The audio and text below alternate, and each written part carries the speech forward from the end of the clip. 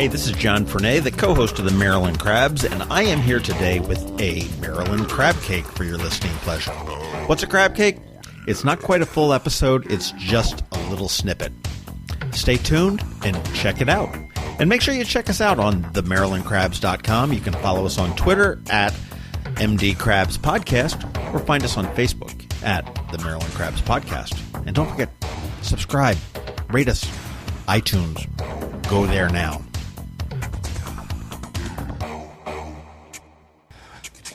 Well, if you can imagine going through life without hearing, you probably can't imagine it. But we've got a gentleman here with us tonight in Jacob Landis who lived that for 6 years as he started to lose his hearing at age 4. And by it's a luck of technology or a stroke of technology, was able to regain that with a cochlear implant. And people will remember Jacob from about 6 years ago when there was this scrawny kid that worked at Whole Foods that had this crazy idea to ride across the country to every baseball park to raise money for cochlear implants to help others out there.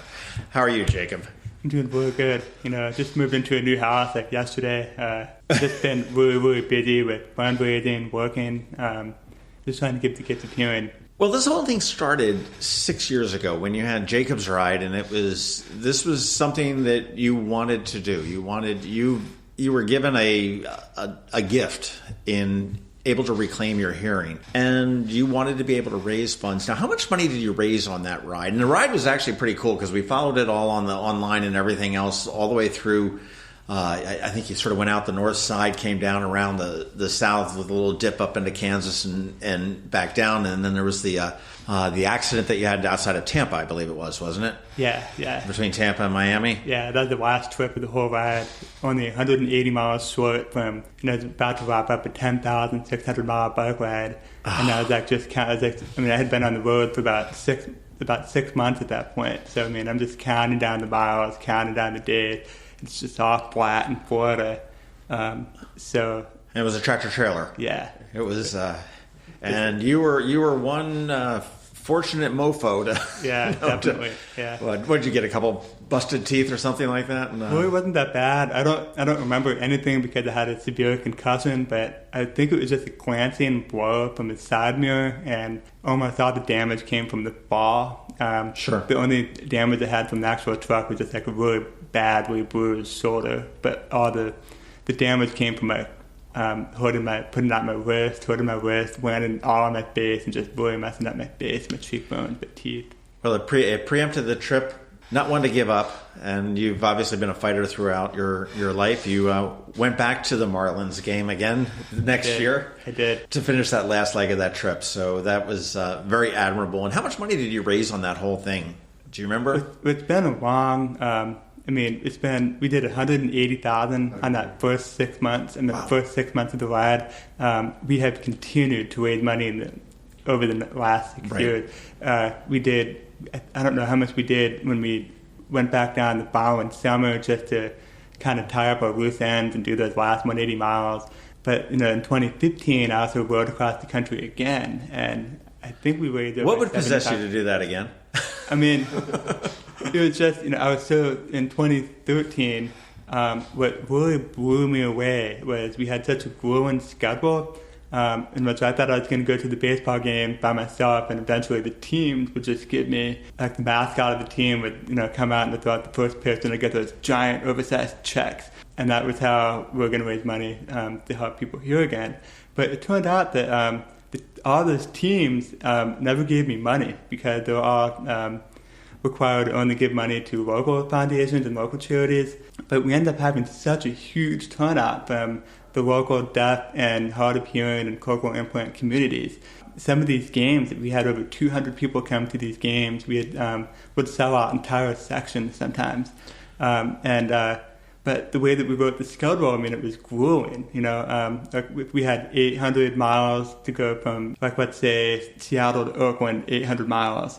I would, and if I missed one of those, if I missed a game, the next game, that team's going to go on a 6-game road trip. So everything was really, really locked into like a very strict miles per day, and you have to be at this place at this time, which is really, really rough when you're dealing with kind of like unpredictable terrain, weather conditions. The Rocky Mountains. Not even you can plan for that, but planning for the wind in Kansas City or in the Great Plains, and then all of a sudden you wake up and you got 25 miles per hour of wind blowing in the face. Wow. And you can barely go 10 miles per hour. Those are hard, but I wanted to do it again because in 2013 I learned that meeting the people is really important. I wanted to be able to do a ride in which I actually scheduled more, I guess, meaningful time to spend with some of those people. Right. Well, for those that aren't aware, a cochlear implant is one way to cure deafness. And it's in the most simple terms, there's a disconnect between the brain and your eardrum. And this is an electronic device that gets implanted in your head that actually remakes that connection again to allow you to recognize it. And we were talking before we started, and you said it was ununderstandable to the brain. Yeah, it's pretty much like it actually replaces your normal acoustic hearing with electronic digital information. And it's just all about giving the brain access to information that it otherwise wouldn't have because of the damaged hair cells within the cochlea itself. The brain is just an amazing muscle. The way it learns and the way it processes information is just amazing. And if you give somebody whose brain is young enough or knows how things are supposed to sound like, which was what happened in my case because I was born with normal hearing and kind of slowly lost it. The brain is able to achieve a lot. It just needs access to information. Right.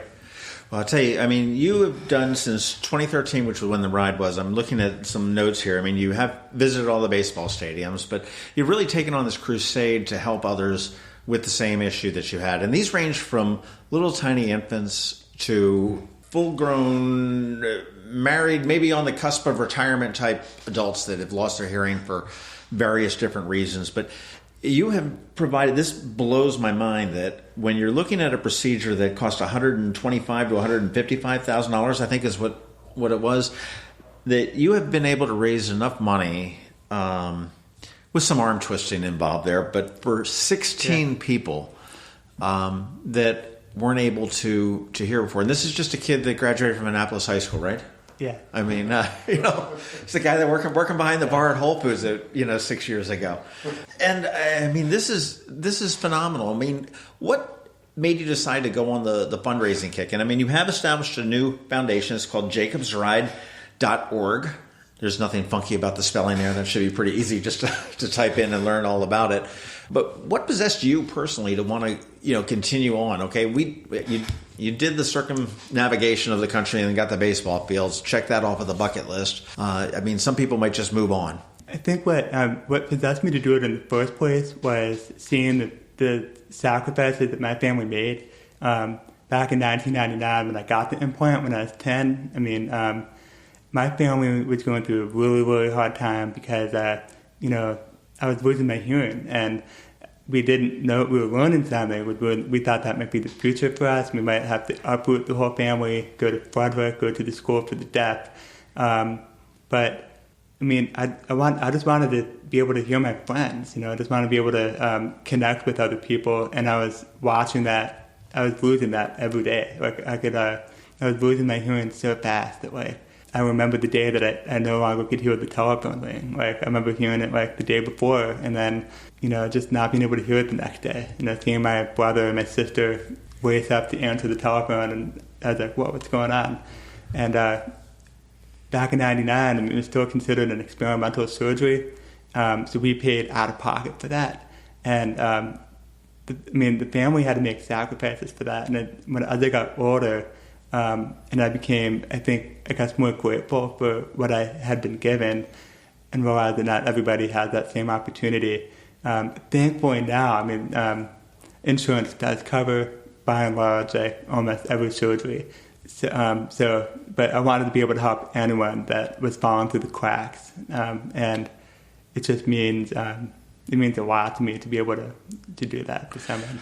Well, you've gone on the road. You've ridden across country 3 times, which besides the hearing, something's wrong up there for anybody that wants to ride across the country 3 times. I barely do 40 miles on the Lifeline 100 in the fall. But you've spoken with more than 20,000 people. You've got 220 different events under your belt about your story and about what people can do to help other people share in that story for themselves.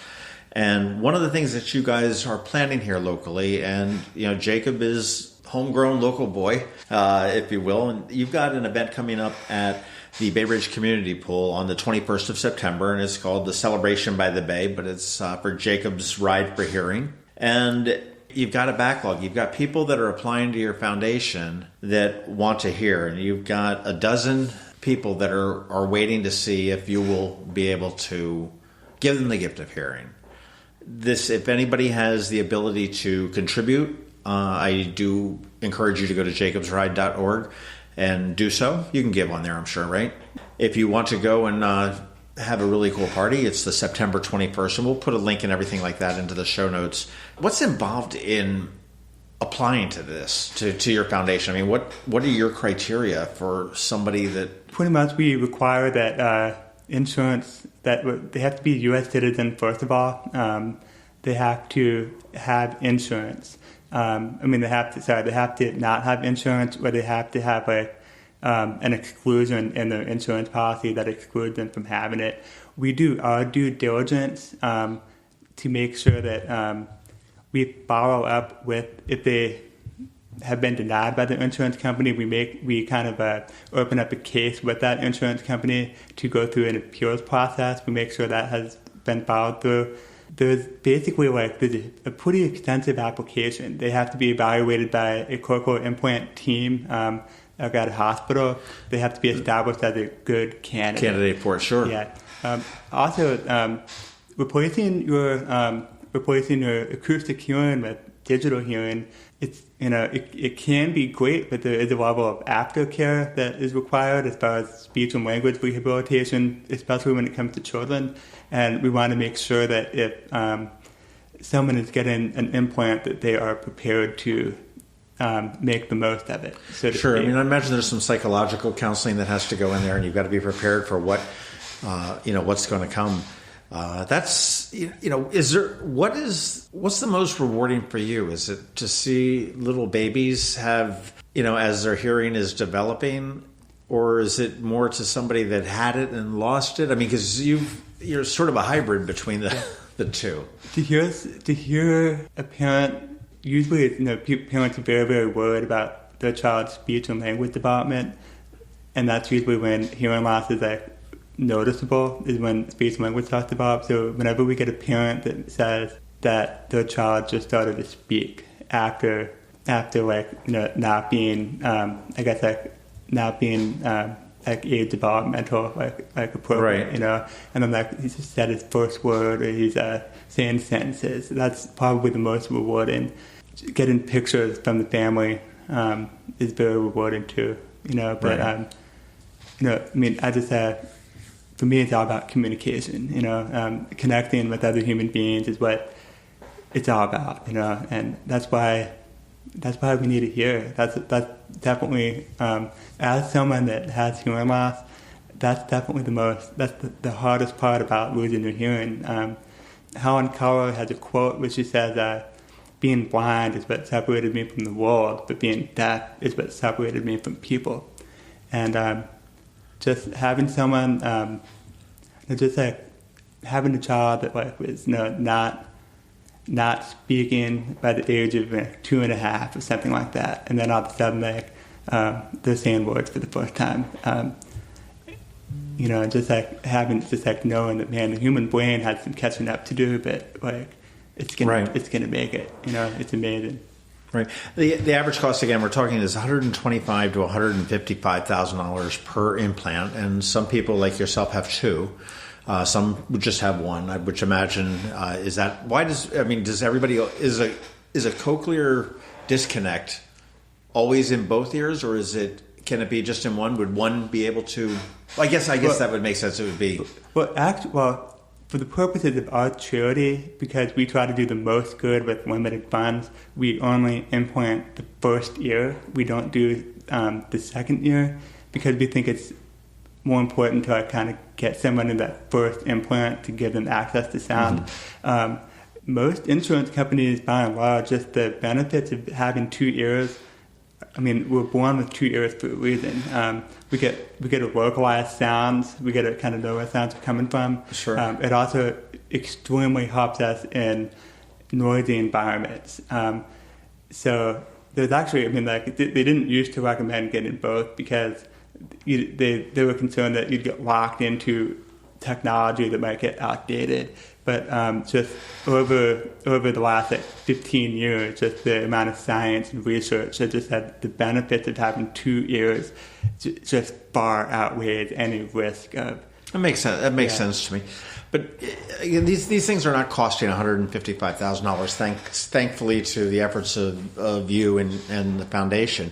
And this is, I mean, how does this work? You find the doctors, you trip them on the sidewalk, you beat them up, you hold a gun to their head, whatever it is, you get these doctors to do this for a discounted or free procedure, and you're working with a manufacturer or a foundation, right? That provide the actual implants. Yeah. The actual internal device the surgical component can cost anywhere from about $35,000 to $40,000, and that's usually the most expensive one part of the surgery.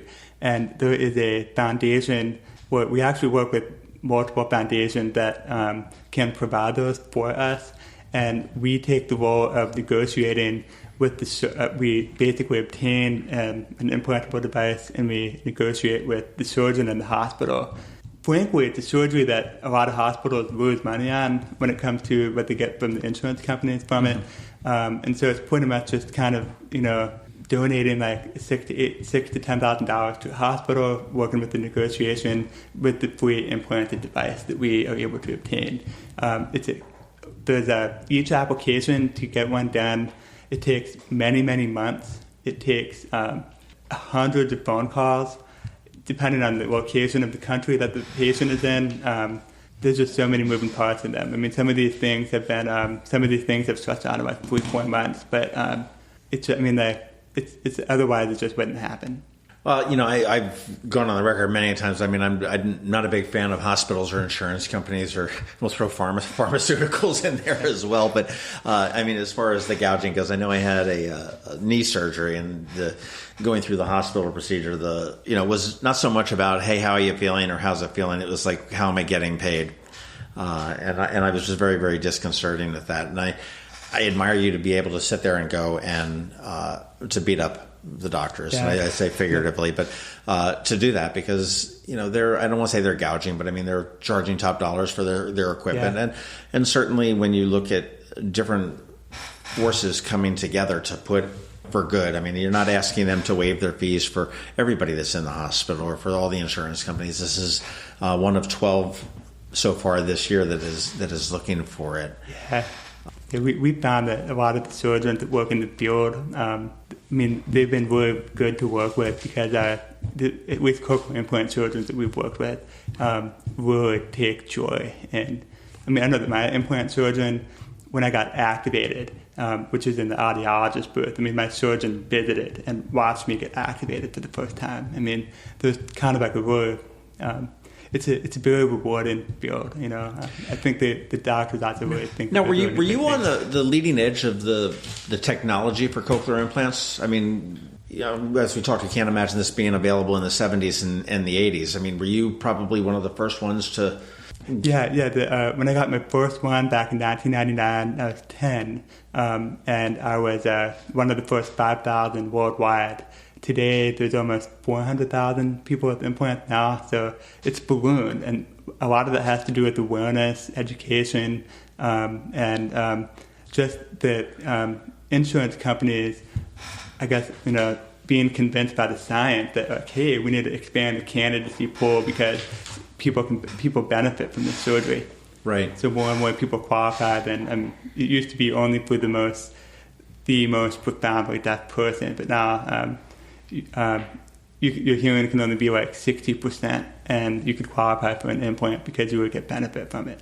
Is this procedure something that can be done pretty much in any hospital, or are there specific hospitals that are across the country that's where you go? It's not. There has to be a specific hospital. It's not that they're not like rare though. They're usually not that. There's usually more than a few in most states. Okay, and I mean certainly here in Maryland we're fortunate with Hopkins is where you had your procedures done. Yeah, it's great. Well, I tell you, I think you're incredibly brave. I won't say a kid. You're 30 now, right? Yeah. So it's. But subsequently to this, okay, and I don't want to sell this short at all because you were dealt a really bad hand of cards when you were 4 years old, and at age 9.5, things didn't look really good for you. We were looking at schools for the deaf. We were looking at how do you communicate with your family? How do you communicate with your friends and your loved ones and everything else? One of the things that we as a family, my wife and I, think about is that we look at the cochlear implant giving us our son back. We were scared. We were desperate. He was so disillusioned and angry and sad and scared, depressed, that we were scared. And so the second that the audiologist at Johns Hopkins turned on the cochlear implant, I saw a sparkle in Jacob's eye that I had not seen probably in 3 or 4 years. I knew I had my son back. Wow. Subsequent to your implant, though, you've been given this other lease on, not life, but on hearing. You have got, obviously, this foundation. You have gone out. You have completed your education. You've graduated with a business degree in business. Something I know is a business degree. Where did you graduate from? UMUC, okay. University of Maryland University College. Okay, UMUC. Yeah. It's a horrible acronym, UMUC. Yeah. But I think that and you've done that, and you've got this. You're speaking all the time, and I think this is you're a very brave person to do this. I mean, you took the bull by the horns and everything else. Now, your cochlear implants, how long do they last? Hopefully a lifetime. Okay. Hopefully, the internal device, that is. The external device that I wear on my head, they get smaller all the time. I've probably upgraded 3 or 4 times. The internal device, hopefully you just have one surgery and that's it. Unfortunately, that's not always the case. I think it's like less than 5% revision rate as far as like having to go back in and reimplant. I hear so well with the one that they did in 1999 that I would hope that nothing ever goes wrong with it. Yeah. So what I'm seeing on your ears, it looks like similar to a traditional hearing aid type thing, and that's delivering the sound into your ear, correct? Or there's actually an FM receiver that attaches on my head using a magnet. It's yeah. So everything that this is, I wear a device in my ear. Well, I guess I have to start with the electrode array. There's an electrode array inside my head, and then I have a computer that I wear in my ear. Just maybe a little bit bigger than most hearing aids. And then it just magnetically couples with the implant. Yeah, there's like a microphone on the thing I wear in my ear. It processes it. Again, it's not acoustic. It's not just amplifying sound. It's basically taking acoustic information and turning it into digital signals that goes. There's a headpiece that attaches to my head with a magnet. It goes over to the implanted device through like an FM transmission, and then that tells which electrodes in my head to light up and how, like what pulse and what intensity to light up in my brain through learning, through training, through knowing what things are supposed to sound like, just based on the fact that I did have hearing as a child and I had hearing aids and I kind of just stayed afloat for so many years. My brain takes that and gives me something that sounds normal. It gives me something I can understand. And that's phenomenal. And as we've been talking, I've been thinking of just different things, and you had mentioned about Helen Keller and her quote. And I'm thinking about life without hearing, and as I'm just going through my mind, okay, it's driving the car. You don't hear the car honking. You don't hear a car screeching tires to you. You don't. You talked about the telephone being able to ring. Somebody certainly speaking. I mean, you can do some lip reading and gather some different things there, but it's really quite incredible. Yeah, hearing is. It connects you to people. I always remember the first time I heard the microwave beep again for the first time in like 4 years. I had just gotten my implant maybe 3 months ago, and I started to slowly turn up the volume, especially when it was quiet, because my brain was still getting used to this new stimulus. It had been about 3 months, and I was all home alone, and I just decided out of curiosity, like, hey, let's turn the volume up by 50%. And then I heard the microwave timer go off, and when my parents came home, I was like, hey, you guys fixed the microwave. Little did I know it never broke, just hearing a new sound. Just a new sound. Yeah.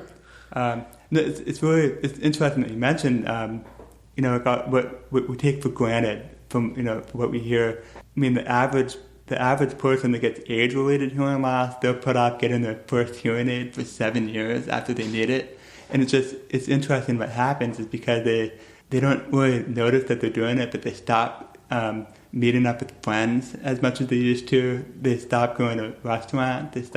They just kind of slowly do something, and they associate it with, maybe I'm just getting older, but what they really needed to go see an audiologist to get the first pair of hearing aids. It can actually, that type of not being able to hear well in old age is actually linked to a lot of like age-related decline that we see. And it's not really, it doesn't really have a lot to do with cochlear implants, but it's kind of this is kind of I guess a point that I can make about saying like this is how important hearing is. Right. It's important for the brain. It's important for that stimulation. Right. Do you have any restrictions on what you can do at this point? Obviously you've got these things hanging off of your ears, but that's I can get. They actually have waterproof external devices now, so I can go swimming. I just have to use a different external device. I can't go scuba diving below 90 feet of water pressure. I can't do that. Damn. Yeah. You can bike across the country though. That's realistically, there's nothing that you're that this is phenomenal. Yeah, I can't get an MRI, but the newer implants that they're doing now, they actually have like a rotating magnet that the newer implants are MRI compatible. There's nothing that they can't come up with. Wow. Did they ever find out what caused your hearing loss? We don't know, and we did a lot of tests, and I guess once we didn't have a solution for a long time, and that's why we were trying to find what the problem was, And once we found the solution, I think we kind of stopped looking for what the problem was, I imagine that makes sense, but it probably also has to be a little bit frustrating to know why, was there... More than, I think it's about 50% of hearing loss has no discernible cause. Like almost 50% of hearing loss is the same way. So there's no telling, yeah. Broccoli causes hearing loss or something like that's out there. Wow.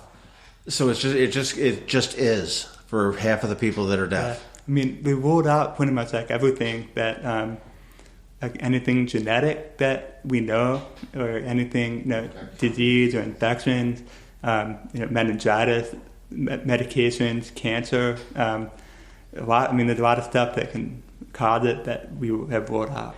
Wow. Yeah. Well, learn more about Jacob's Ride at jacobsride.org, and you can learn the whole story, the whole detailed story about the bike ride, the crash, the tractor trailer, the 200 events that he's speaking with, the need for cochlear implants, and how it turned one Annapolitan's life around after his life was turned upside down and back on the right track. And Annapolis, where'd you go to elementary school and all that stuff? I went to Germantown Elementary School, only a block away from my parents' house. Okay. So I thought about riding my bike to school, walking to school every day. And that would be Bates Middle, right? Huh?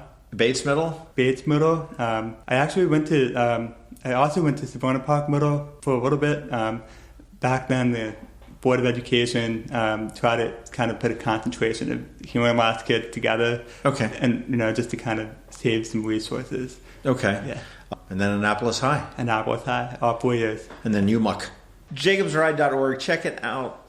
If you are available on the 21st of September, Bay Ridge Community Clubhouse. It is a great place, a great venue to see the Bay. It's a great venue for a great cause. Tickets are available. You can get them online. You can send them in and everything else. All the information would be up there at jacobsride.org. If you can't go, I do encourage you to donate what you can. I mean, I remember when you were doing the ride, $5 here, $5 there really makes a difference when you add it all together.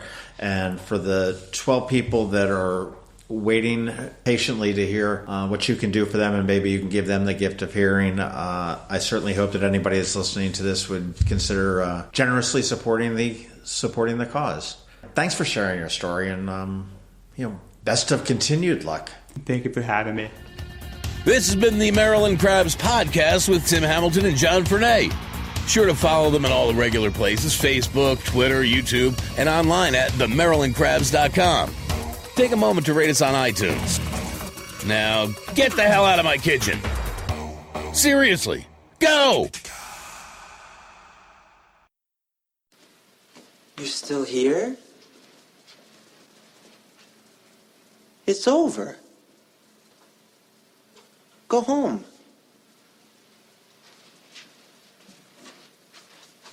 Go.